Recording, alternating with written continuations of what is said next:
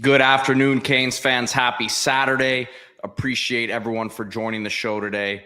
Canes Hoops drops their 7th straight now against SMU, 13th out of their last 14th loss, and things have just gotten really ugly. This has started before Coach Larrañaga stepped down, obviously dating back to last season. It's been the roughest stretch that I can remember going to these Canes games, and quite frankly, today might have been the worst game. I've been going to these games since 2002, 2003, when the arena opened up as the Convocation Center, and just talking to some people there who were in a similar situation in terms of having been to games since the beginning here. That might have been one of the worst games, especially the first half. Miami allowed 60 points to SMU, and this has been a good SMU team that Andy Enfield brought over here. They're 14-4 now, 5-2 in the ACC. So you got to give SMU some credit between football and basketball now, adjusting really well to the ACC here. But in terms of what this continues to look like, man, I mean, it just looks like the entire program, from players and coaches down, everything is just disjointed. And again, this goes back to before when Coach Larrañaga stepped down, right? So this has now been a couple years in the making here. And today you have a game where Miami gives up 117 points and they lose 117 to 74. They were down 60-26 at halftime.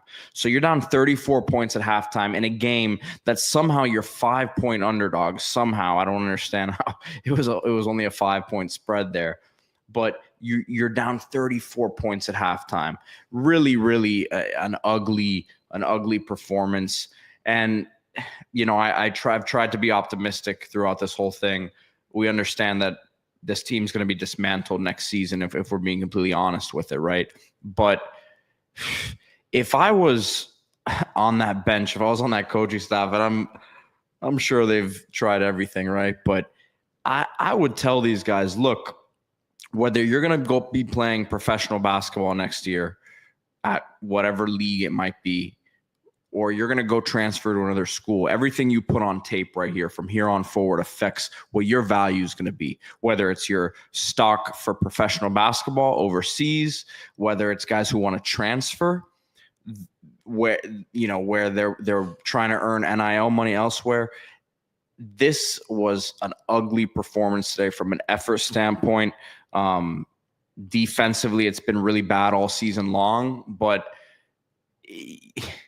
I've been lucky enough to sit courtside the last few games, and the lack of respect that these opponents have shown this team right here, it's just not anything that – it's not something that anyone wants to be a part of in terms of the players and the staff, but it doesn't seem like anyone's doing anything to change it.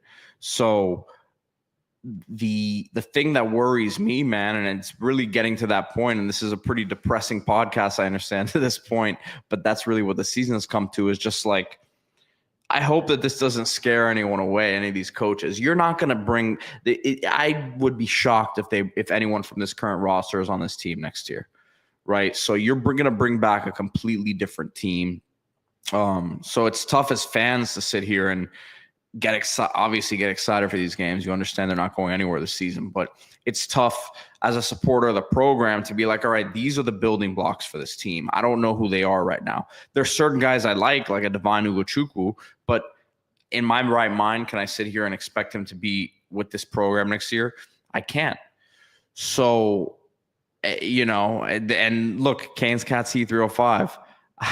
I can't. He says you have to spin it. I can't spin anything. There's nothing to spin here. I'm literally sitting here and saying I don't know what there is to be excited about with guys on this team moving forward, because I can't say they're going to be here or not. Now,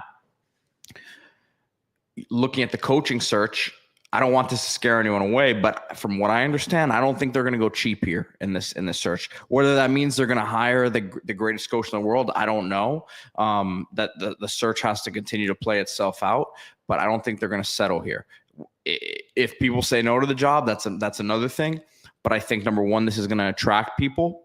This job is going to attract people, and I don't think they're going to be cheap about it. Now, Again, does that mean they're going to hire the biggest name in the market? No, but I don't think they're going to settle in this search based on what I know at this point.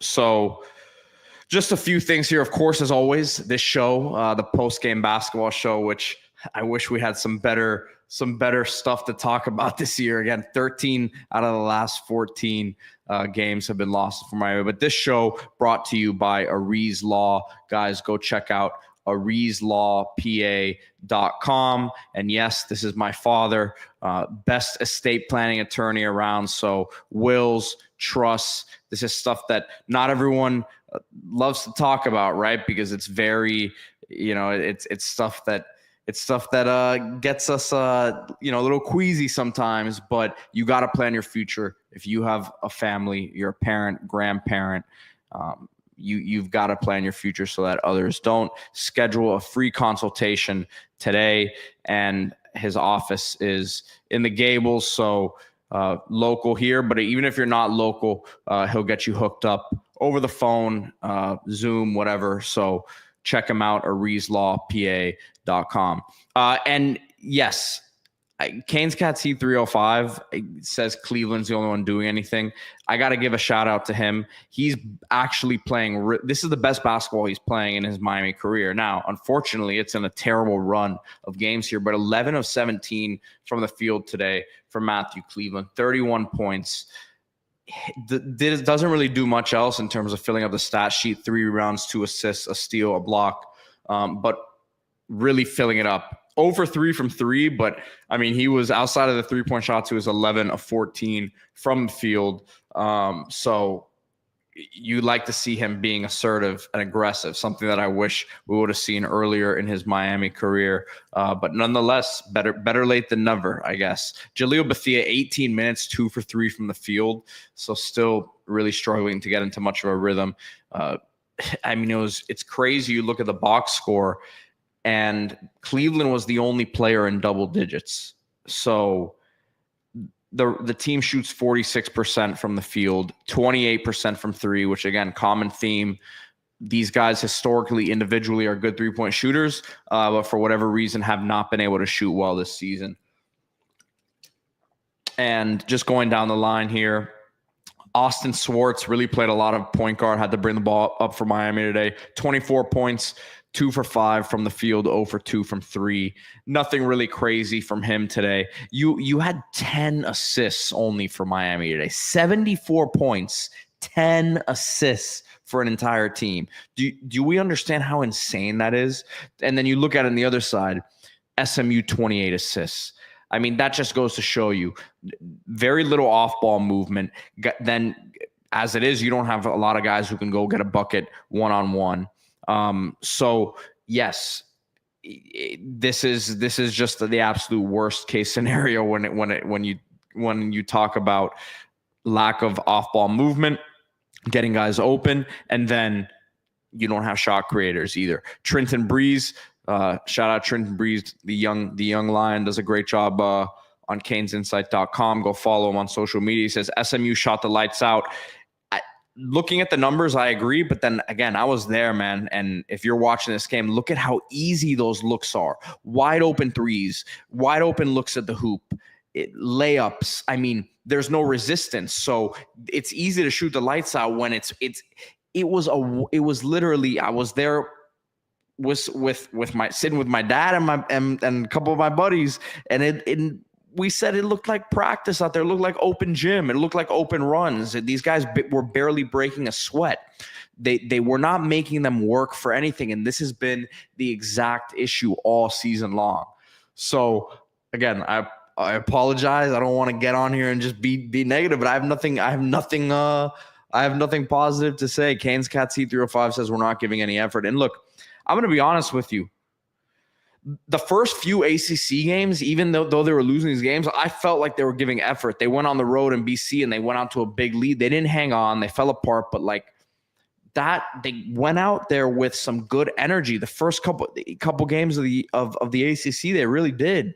But this game, what was it? Wake Forest, Duke. I mean, Duke, effort or not, they were going to be outmatched in that game. But like this game was one that was really, really annoying. And this is a good SMU team, but seeing it in person, being right there, the small SMU guards, ballers, don't want to take anything away from them.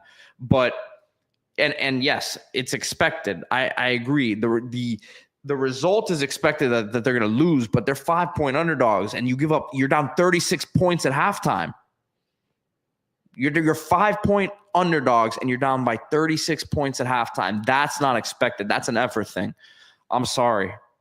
That's to me, yes, SMU one of the top offense in the nation, top 3 at 10-0 runs in the country. I get it. But shoot, 60 points at halftime? No, I'm sorry. Nope, can't do it. And that's not that they have some athletes on this team that should be able to do more than what they're doing right now. And I'm honestly I'm not critical about things a lot of times, because I understand that there's a lot of stuff going on with this team, and nothing that they're dealing with now was expected, but want to see some effort. That's all. All right, Canes fans, appreciate you being on with me, man. It's a sad one. It's a frustrating one. Like I said, man, in my 20 plus years of going to these games, and there's been some bad teams. Jim Larrañaga built something really, really special here. That was awesome. They won a lot of things, but like it was really bad before that. This today was as bad as I've seen it. So let's hope they can get it together. And like I said, I hope they don't scare any potential coaches away from this one. But appreciate you guys being on. Like this video, subscribe to the channel. Thank you once again to Aries Law for putting these post games together. Check it out, AriesLawPA.com. I will see you guys soon. Check out CanesInsight.com, completely free. Go Canes.